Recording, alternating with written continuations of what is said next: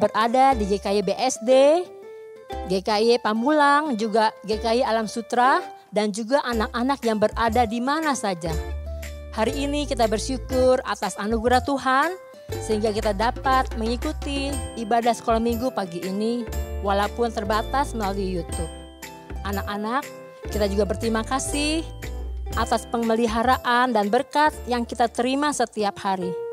Mari kita nyatakan syukur kita dengan menyiapkan hati untuk ibadah hari ini. Mari kita pujikan lagu Bapa-Ku Datang Padamu.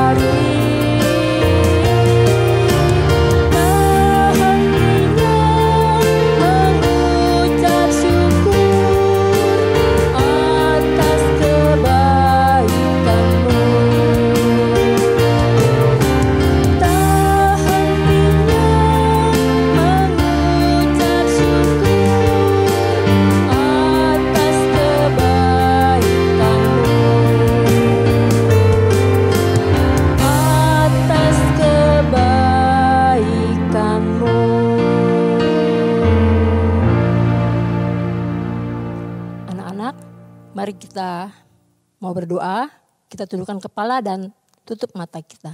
Mari kita berdoa. Tuhan Allah Bapa kami yang ada di surga, terima kasih Tuhan telah memanggil kami untuk beribadah pagi ini. Terima kasih untuk penyertaan Tuhan sepanjang minggu yang lalu. Tuhan, ampuni kesalahan kami dan sucikan hati kami. Tuhan, kami mau belajar untuk taat akan firman-Mu, taat untuk beribadah. Tuhan, kami serahkan ibadah kami di hari awal sampai akhirnya ke dalam tangan Tuhan. Dalam nama Tuhan Yesus kami berdoa. Amin. Anak-anak, Allah kita adalah Allah yang Maha Kuasa. Allah menciptakan dunia ini beserta isinya begitu indahnya untuk kita menikmati ciptaan Tuhan yang indah ini. Namun anak-anak, jangan lupa kita juga harus memelihara dengan baik. untuk menyatakan kekaguman kita atas kuasa Tuhan, mari kita memuji Tuhan, Allahku besar.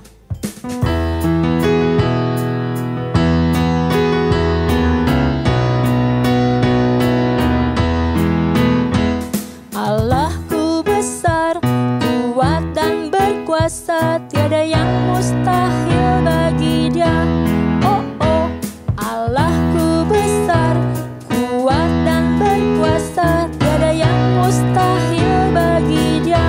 Oh oh, gunung miliknya, sungai miliknya, bintang-bintang ciptaannya. Oh oh, Allahku besar, kuat dan berkuasa, tiada yang mustahil bagi Dia. Oh oh,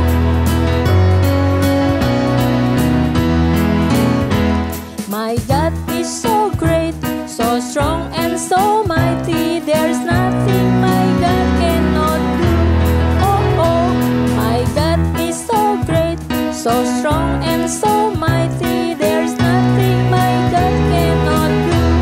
Oh oh, the mountains are His, the rivers are His, the stars are His handiwork too.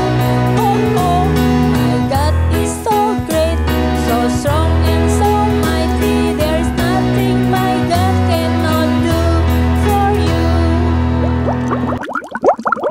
Nah, anak-anak, sekarang tiba saatnya kita memberi persembahan. Anak-anak boleh minta mama atau papa untuk scan QR code yang ada di layar. Mari kita menyanyikan lagu Tuhan Yesus Baik.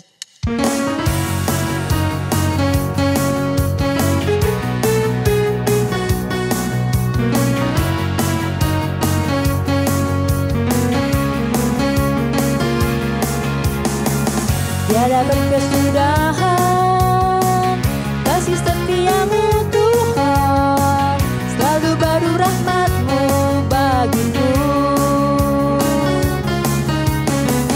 Hari berganti hari, tetap kulihat kasih-Mu, tak pernah berubah di hidupku. Tuhan Yesus baik, sungguh amat baik, untuk selama-lamanya. Tuhan Yesus baik.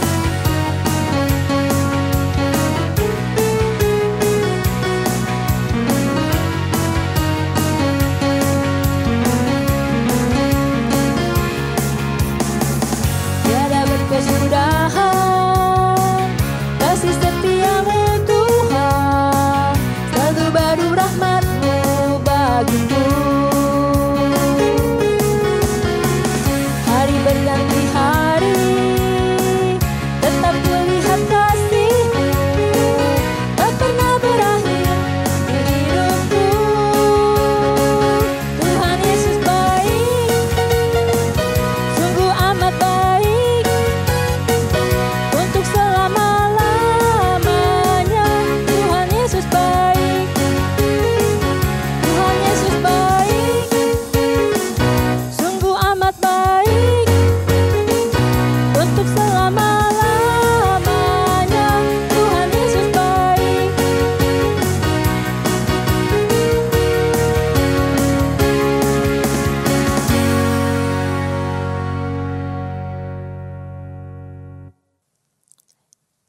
Anak-anak, mari kita tunduk kepala, kita berdoa. Tuhan Yesus yang baik, terima kasih kalau hari ini kami boleh memuji Tuhan, juga memberikan persembahan. Terima kasih untuk berkat melalui Papa dan Mama.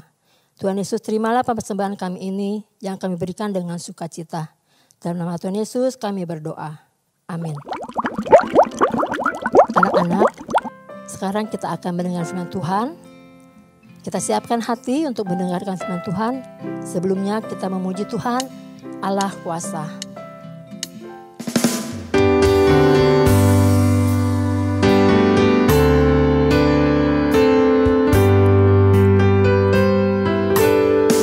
Allah kuasa melakukan segala perkara.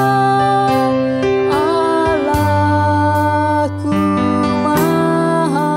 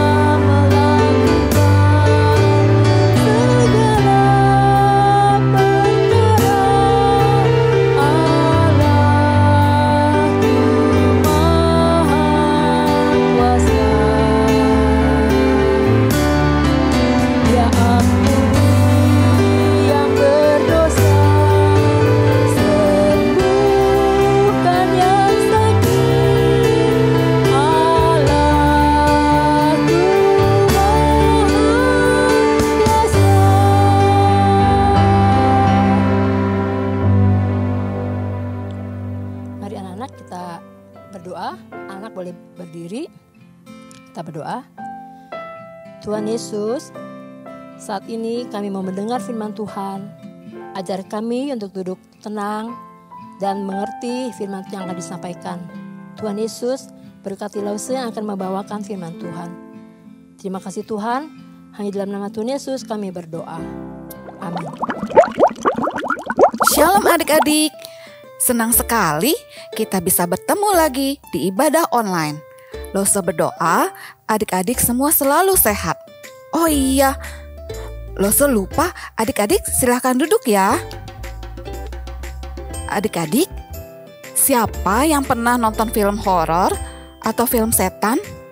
Tentu hampir semua ya pernah nonton film horor.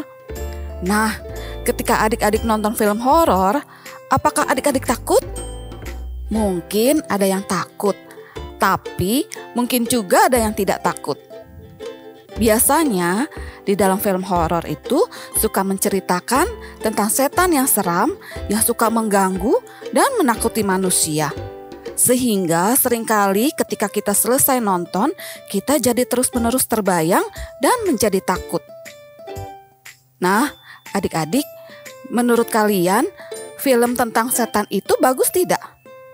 Tidak bagus untuk kita lihat ya, karena dapat mempengaruhi dan mengganggu pikiran kita.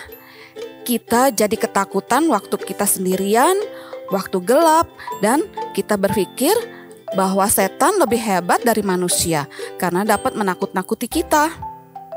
Akhirnya, banyak anak Tuhan yang tidak lagi percaya kalau Tuhan Yesus lebih hebat dari setan-setan karena selalu melihat film horor yang menceritakan kalau setan itu lebih hebat atau kuat. Manusia bisa kalah dari setan, bahkan Tuhan juga tidak bisa membantu manusia. Tentu saja itu tidak benar ya adik-adik. Tuhan Yesus lebih hebat dari setan atau iblis. Jadi adik-adik tidak perlu takut. Tapi juga tidak boleh main-main ya. Mungkin ada adik-adik yang pernah main panggil-panggil setan. Itu tidak boleh. Nah, hari ini Lause mau cerita betapa hebatnya kuasa Tuhan Yesus mengalahkan setan yang mengganggu manusia. Ceritanya diambil dari kitab Matius 8 ayat 28 sampai 34. Sudah ketemu ayatnya adik-adik? Mari kita baca sama-sama. Matius 8 ayat 28 sampai 34. 2 orang yang kerasukan disembuhkan. Setibanya di seberang, yaitu di daerah orang Gadara, datanglah dari perkuburan 2 orang yang kerasukan setan menemui Yesus.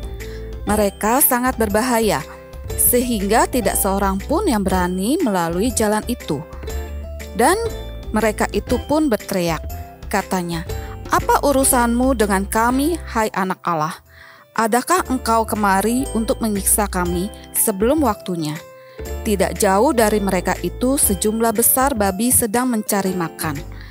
Maka setan-setan itu meminta kepadanya, katanya, "Jika engkau mengusir kami, suruhlah kami pindah ke dalam kawanan babi itu." Yesus berkata kepada mereka, "Pergilah." Lalu keluarlah mereka dan masuklah ke dalam babi-babi itu. Maka terjunlah seluruh kawanan babi itu dari tebing jurang ke dalam danau dan mati di dalam air. Maka larilah penjaga-penjaga babi itu, dan setibanya di kota diceritakannya lah segala sesuatu juga tentang orang-orang yang kerasukan setan itu.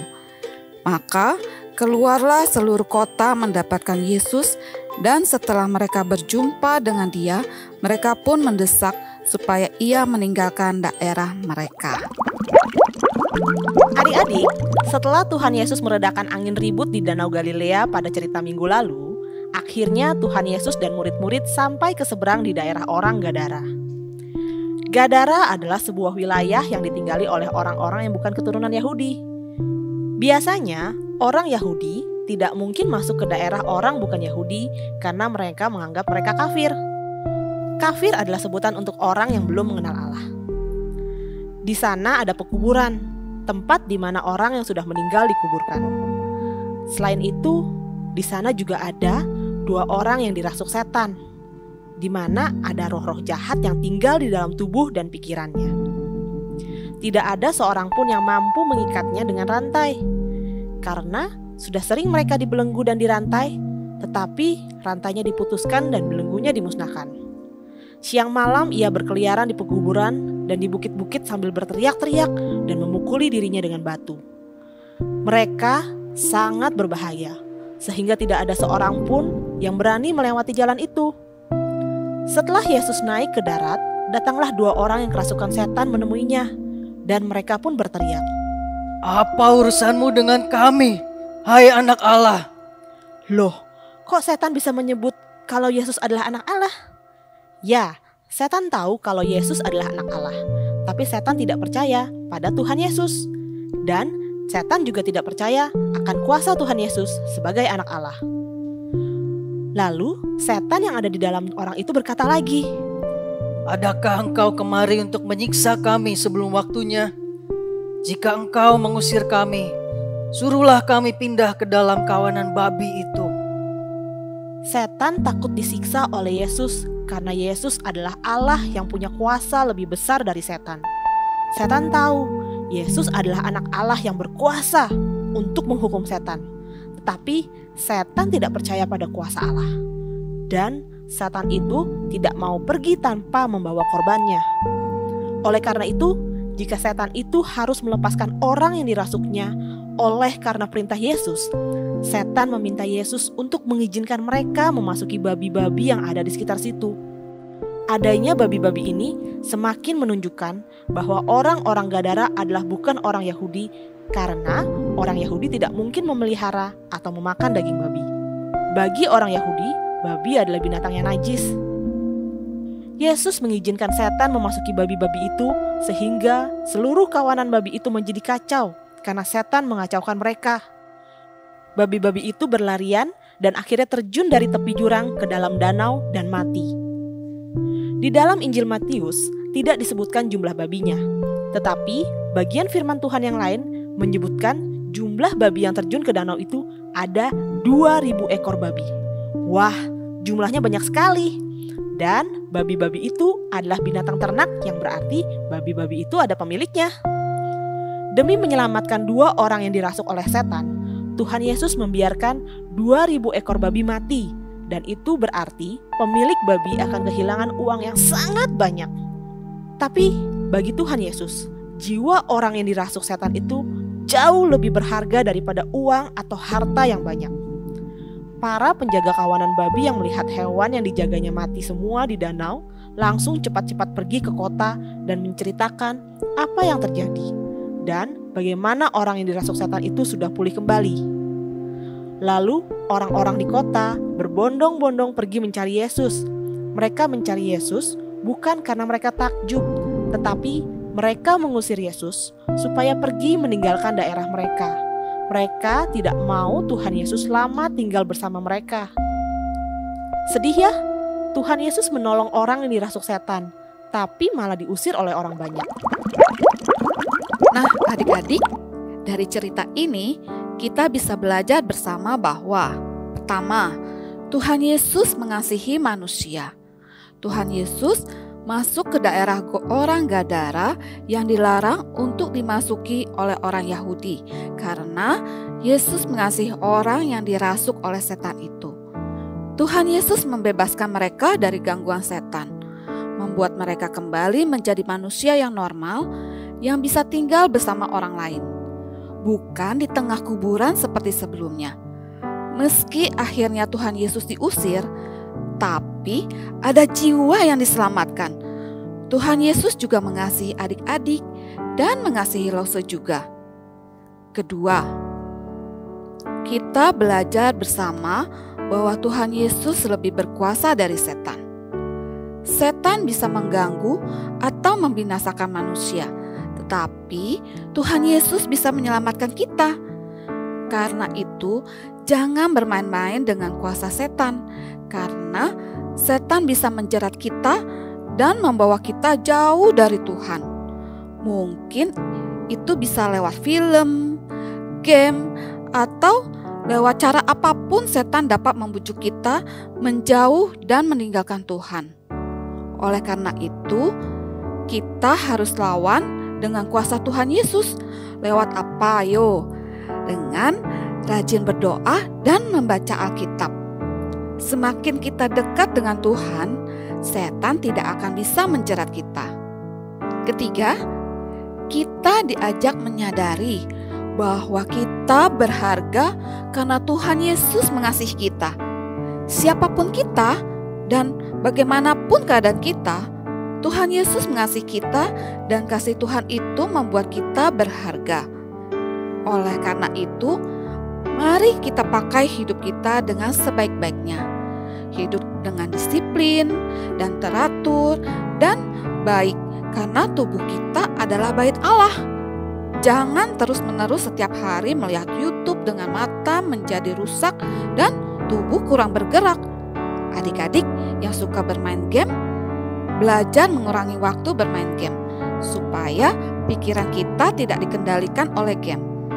Ada orang yang sampai mati otaknya secara tiba-tiba karena terus bermain game tidak berhenti selama beberapa hari. Selain itu, jika kita tidak berolahraga tapi hanya duduk terus untuk nonton dan main game, maka tulang kita juga bisa cedera dan membuat tulang kita menjadi bengkok atau bongkok. Mari kita hidup dengan disiplin, teratur, dan menggunakan waktu kita dengan sebaik-baiknya. Karena hidup kita berharga dan Tuhan mengasihi kita. Sehingga kita juga harus mengasihi diri kita sendiri. Nah, yang keempat, dengan hidup kita yang berharga, kita juga perlu untuk menjadi berkat buat orang lain. Misalnya, dengan apa yang kalian cita-citakan nanti kalau sudah besar, kalian bisa memberkati orang lain dengan cita-cita kalian. Oleh karena itu, pakai waktu dengan baik untuk belajar dan meraih cita-cita kalian. Dan jadilah berkat buat banyak orang. Nah, cerita kita selesai sampai di sini ya adik-adik. Sekarang kita mau menghafalkan ayat hafalan kita dengan Lause Alvin. Nah, anak-anak, cerita Lause sampai di sini. Lause berdoa, firman Tuhan yang kalian dengar tertanam dalam hati dan bertumbuh subur dalam hati kalian. Dan orang lain melihat buah-buah yang baik dari perbuatan baik yang kalian lakukan. Mari bersama sebelum menutup firman Tuhan hari ini, kita akan hafalkan ayat hafalan kita. Ayat hafalan kita dari Matius 28 ayat 18. Kepadaku telah diberikan segala kuasa di surga dan di bumi. Yuk kita ulang sekali lagi ya. Matius 28 ayat 18. Kepadaku telah diberikan segala kuasa di surga dan di bumi. Mari bersama-sama kita berdoa untuk menutup firman Tuhan hari ini. Tuhan Yesus, kami mengucap syukur untuk firman-Mu pada pagi hari ini. Tuhan, kiranya Engkau yang menolong kami sehingga kami dapat melakukan firman Tuhan di dalam kehidupan kami sehari-hari. Tuhan, tolong kami di dalam kami melakukan setiap kegiatan kami di minggu ke depan. Terima kasih Tuhan Yesus, di dalam nama-Mu kami telah berdoa. Amin. Adik-adik, sekarang kita mau membuat kreativitas dari firman Tuhan hari ini. Bahan-bahan yang kita perlukan yaitu kertas yang sudah dipotong berbentuk lingkaran, sebanyak 4 lembar. Kemudian ada bahan untuk menghias seperti origami atau bisa juga manik-manik. Lem kertas, pita, gunting kertas, dan terakhir ada spidol berwarna. Pertama-tama, kita ambil kertas yang sudah dipotong tadi dan kita lipat semuanya menjadi 2 bagian sama besar. Nanti di kertas ini kita bakal tulis respon kita terhadap firman Tuhan hari ini. Nah, di kertas pertama, kita mau tulis kata bersyukur. Adik-adik bisa tulis dengan menggunakan spidol. Kalau sudah selesai ditulis, nah kertasnya bisa nih dihias dengan spidol juga atau menggunakan pensil warna. Boleh kalian gambar atau kalian warnain.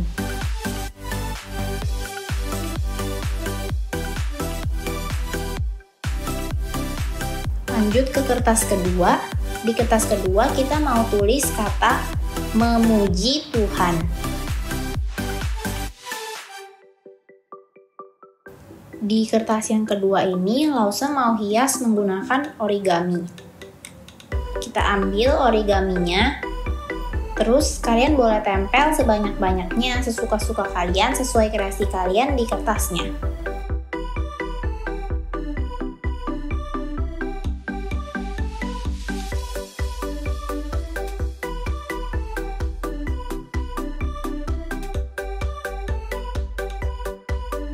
Lanjut ke kertas ketiga. Di kertas yang ketiga kita mau tulis kata-kata setia ikut Tuhan.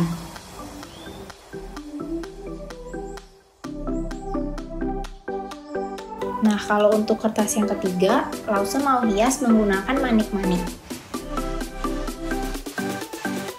Kita ambil manik-maniknya, kemudian kita tempel. Bisa tempel di bagian mana saja kertas ya.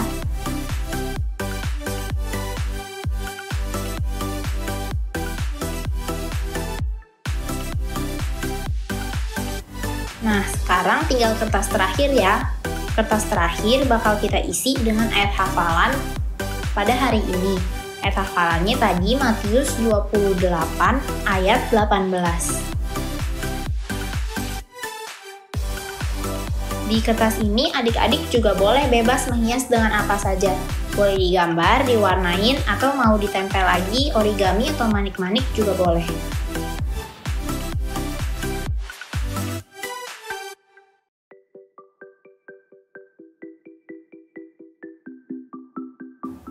Nah, berarti sekarang kita udah punya 4 kertas kan? Ada setia ikut Tuhan, ayat hafalan hari ini, memuji Tuhan, dan bersyukur.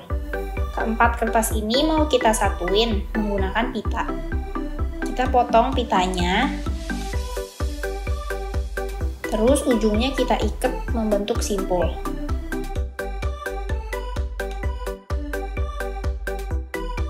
Pitanya kita tempel ke salah satu kertas. Kalian boleh tempel pitanya ke kertas yang mana aja.